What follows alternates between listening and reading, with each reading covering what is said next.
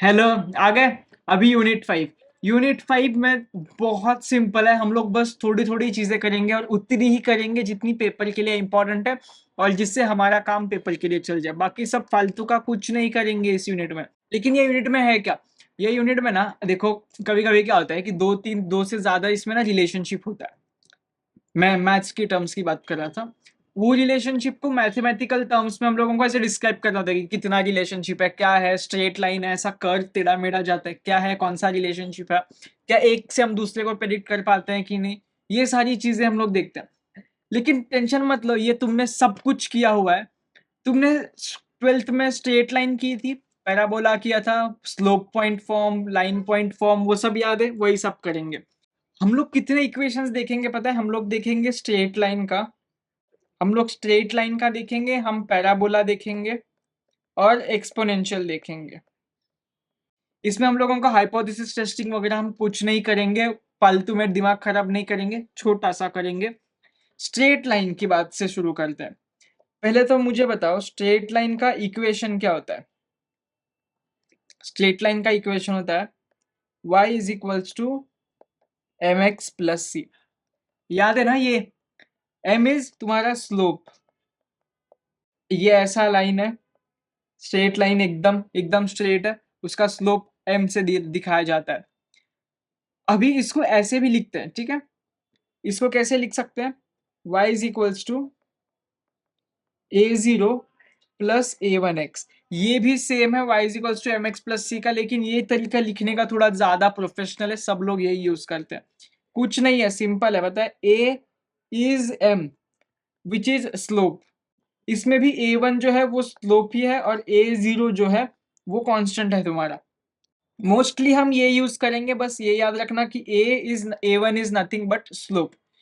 तुम लोग, तुम्हारे मन में अभी ये डाउट आया होगा ना, यार अभी इक्वेशन क्या सॉल्व करने पड़ेंगे क्या? अरे नहीं नहीं, सॉल्व नहीं, ये कैलसी है हमारे पास, सारी इक्वेशन इसी पे सॉल्व करेंगे। तुम्हें कुछ प्लस माइनस के साइन को भी देखने की जरूरत नहीं है, सब कुछ करेंगे। अभी मान के चलो, देखो ये लाइन है, ठीक है? इमेजिन करो, अभी ये लाइन है, इसका कोऑर्डिनेट है x1 y1, इसका कोऑर्डिनेट है x2 y2। ये x2 y2 है क्या? अभी देखो ना, ये ग्राफ है ना अपना, ये 0, ये y एक्सिस, ये x एक्सिस, यहाँ पर कुछ तो नंबर है, यहाँ पर कुछ तो नंबर है, तो ये उनके पॉइंट्स की लोकेशन है। अभी अगर तुम्हें स्लोप फाइंड करना है, क्या फाइंड करना है? स्लोप फाइंड करना है। तो m का फॉर्मूला क्या है पता है? y2 minus y1 upon x2 minus x1। बस इतना याद कर लो, इतने से तुम्हारा सारा सम खत्म, सारा स्ट्रेट लाइन खत्म हो जाता है इस सम में। ठीक है, स्लोप कैसे निकालते हैं? अगर तुम्हें दो पॉइंट्स दिए हैं x1 y1 और x2 y2, तो तुम स्लोप निकाल सकते हो ये फॉर्मूला से। अभी स्लोप दिया है, जब भी स्ट्रेट लाइन की इक्वेशन की बात की जाए ना, ये लिख देना, ये तुम्हारा इक्वेशन। खाली इक्वेशन लिख के आओगे ना पेपर में, 1 मार्क तो मिल जाएगा, ब्लैंक छोड़ने की कोई जरूरत नहीं है पेपर। अभी एक बात समझो, तुमको बोला गया है ये, देखो, अगर तुम जो कुछ भी आएगा, मैंने ये लिखने बोला, अब समझो तुम्हें पॉइंट दिया है एंड स्लोप दिया है, तो तुम्हारा इक्वेशन स्ट्रेट लाइन कैसे बनता है? y minus y1 is equals to m into x minus x1। ये तुम्हारा बनता है स्लोप पॉइंट फॉर्म, जिससे अगर तुम्हें स्लोप पता है और तुम्हें पॉइंट पता है, तो तुम लाइन का इक्वेशन बता सकते हो। ये लाइन का इक्वेशन, पॉइंट्स सारे जानने की जरूरत नहीं है, इन दोनों में से या तो ये पॉइंट पता करो या तो ये पॉइंट पता करो, ये चीज सेम आएगी, इस चीज के लिए, इस चीज के लिए, किसी चीज के लिए भी करो। बस एक छोटी सी टिप्पणी देना रहेगा, if lines are parallel their slopes are equal. ये छोटी सी टिप्पणी को याद रखना, if lines are parallel their slopes are equal. खत्म तुम्हारा स्ट्रेट लाइन, इतना ही था स्ट्रेट लाइन। अब इससे तुम्हारा एक सम सॉल्व हो जाएगा, यूनिट 5 का एक ना एक तो आएगा स्ट्रेट लाइन के ऊपर, एक सम सॉल्व हो गया तुम्हारा इतने में। अब तुम लोग बस ना ये इक्वेशन के ऊपर ध्यान दो, ठीक है? y is equals to m x plus c वाले, सिर्फ इसके ऊपर ध्यान दो। अब तुम्हें चाहिए y का वैल्यू, y उससे बोलते हैं हम y इंटरसेप्ट, और तुम्हें चाहिए x का वैल्यू। अब बताओ, y का वैल्यू तुम्हें कब मिलेगा? अगर तुमने x को 0 डाल दिया तो ये पूरा टर्म 0 हो जाएगा, तुम्हें y क्या मिला? y is equals to c, put x is equals to 0। और अगर x का वैल्यू चाहिए समझो x का वैल्यू चाहिए, इसको 0 किया, ये c उधर गया, माइनस c हुआ, कुछ तो हो रहा है ना एटलीस्ट। और अगर x इंटरसेप्ट चाहिए तो put y is equals to 0। Simple. ये बस इंग्लिश के टर्म्स याद रखना है कि अगर y इंटरसेप्ट चाहिए तो put x is equals to 0, x intercept चाहिए तो put y is equals to 0। इसका हम एडवांस एक क्वेश्चन करेंगे लेकिन बाद में। ये तुमने लाइन देख ली ना, अब पैराबोला देख लो। स्ट्रेट लाइन देख ली, अब पैराबोला देख लो। पैराबोला का इक्वेशन क्या डिनोट करता है? पैराबोला का इक्वेशन है y is equals to a0 plus a1x plus a2x square. ये है तुम्हारा पैराबोला का इक्वेशन। लेकिन क्या पेपर में ये आएगा? ऑब्वियसली पैराबोला का ये नहीं आएगा। तुम्हारे सब्जेक्ट का नाम है द लीस्ट स्क्वायर, सब्जेक्ट यानी टॉपिक का नाम है, तो ऑब्वियसली हमें लीस्ट स्क्वायर का कॉन्सेप्ट देखना पड़ेगा।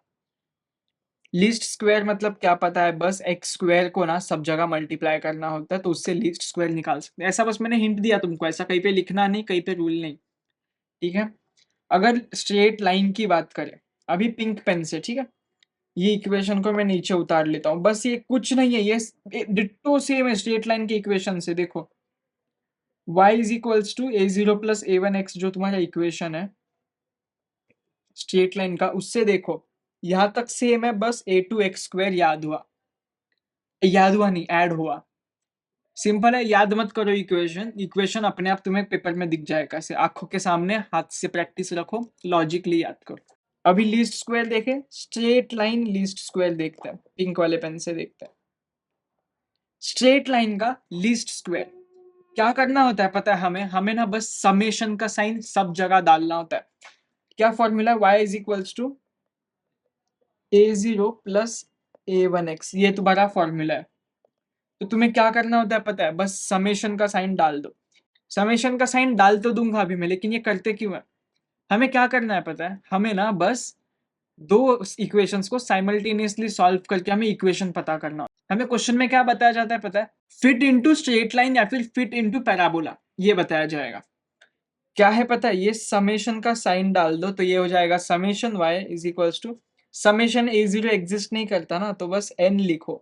What is n? Number of elements, n a0 plus a1 summation x। Simple. लेकिन दो इक्वेशन चाहिए। दो क्यों? एक इक्वेशन सॉल्व करके वैल्यू नहीं मिलेगा a0 और a1 का। क्या बोल रहा हूं मैं? सम में तुम्हें पता चल जाएगा, लेकिन हमें दो चाहिए, तो सेकंड में क्या करना है? बस x के साथ मल्टीप्लाई करो, समेशन एक्स वाई। यहाँ पर x जाएगा x a0 which is summation x a0 plus a1 summation x से मल्टीप्लाई हुआ तो ये क्या हो जाएगा? x square. बस बन गया तुम्हारा लीस्ट लाइन स्क्वायर। क्या बोलेंगे इसको? Least square line. ये तुम्हारा बन गया लीस्ट स्क्वायर लाइन का फॉर्मूला। सिमिलरली एकदम सेम लॉजिक से x को मल्टीप्लाई करते जाओ और समेशन का साइन डालते जाओ, पैराबोला का बनता है। दिखाऊं तुम्हें? ये है पैराबोला का। पहले तो समेशन का साइन डालो, क्या हो जाएगा? Summation y is equals to, a के पास कुछ भी है, x वगैरह नहीं है, तो क्या आता है वहां पर? n आता है, n a0 plus a1 summation x plus a2 summation x square, as simple as that. लेकिन यहाँ पर कितने वेरिएबल्स है देखो जरा, a0 है, a1 है, a2 है, तो इसके तीन इक्वेशंस बनेंगे। जितने वेरिएबल्स उतने इक्वेशंस, अगर आपस में सॉल्व किए तो उसका वैल्यू निकल जाता है। ऐसा ही मैथ्स में होता है। इसको बस मैं थोड़ा सा इधर सरकाता हूँ।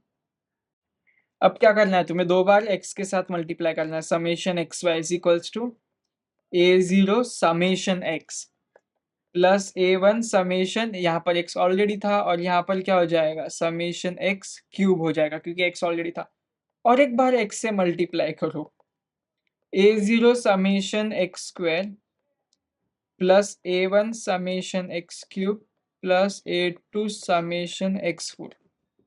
सिंपल, बना दिए पैराबोला का। याद बिल्कुल नहीं किया, ये भी हमने याद नहीं किया, हमने बस स्ट्रेट लाइन का बनाया, फिर उसमें ये डाला। अभी अगर हमें बताया जाएगा कि लीस्ट स्क्वायर पैराबोला, तो हम ये इक्वेशन वहां पर बना लेंगे। याद अब तक एक भी नहीं करवाया मैंने, याद करेंगे भी नहीं। अभी फिलहाल बस यही 3 इक्वेशन देखो। एक्सपोनेंशियल का इक्वेशन हम बाद में देखेंगे, बाद में जो भी टॉपिक आएगा तभी। अभी फिलहाल सम्स देख लेंगे। लेकिन लेकिन लेकिन एक सेकेंड, बस एक सेकेंड, एक और कॉन्सेप्ट बस छोटा सा। वो क्या है वो मैं नीचे लिखता हूं यहाँ पर। वो है डिपेंडेंट एंड इंडिपेंडेंट। इस टॉपिक को हम लोग क्या बोलते हैं पता है? हम इसको बोलते हैं रिग्रेशन, कि कौन किस पर कितना डिपेंडेंट है। अब बस इंग्लिश के टर्म्स हैं, वो बस देख लो एक बार। Regression curve of y on x। y on x का मतलब होता है हमारे पास x which is x is known और y हमें पता नहीं है, तो y हम एस्टिमेट करेंगे x से, तो उसे हम बोलते हैं regression curve of y on x। तो यहाँ पर y dependent on x and x is independent. समझ गया? और एक बार, ठीक है, और एक बार रिग्रेशन कर्व अभी उल्टा दिखता है, ठीक है, ताकि तुम लोगों को ऐसा क्लिक हो जाए। Regression curve of x on y। x on y बोला है, तो यहाँ पर पहले बताओ पता किसके बारे में? हमें y के बारे में सब कुछ पता है, x के बारे में हमें कुछ नहीं पता है, तो हम x का वैल्यू एस्टिमेट करेंगे y से।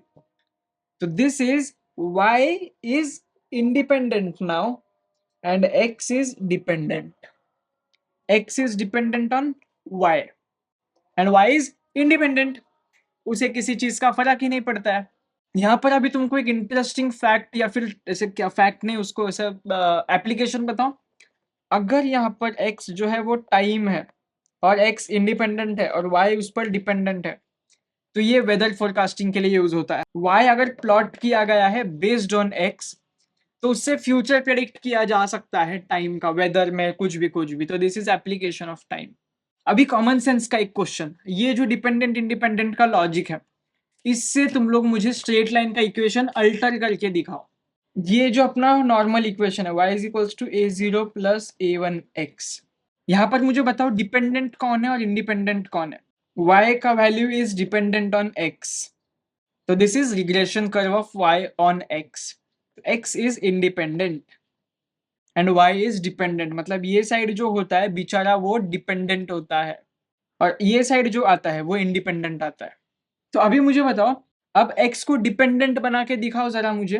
कभी भी सेम a0 a1 यूज नहीं करना, तो x बस ये साइड आएगा ना, x is equals to b0, a तो वेरिएबल खत्म हो गया, प्लस b1y बना दिया ना। अभी हमने क्या किया, अब y is independent, y is independent and x is dependent on y, बना दिया ना हमने क्वेश्चन।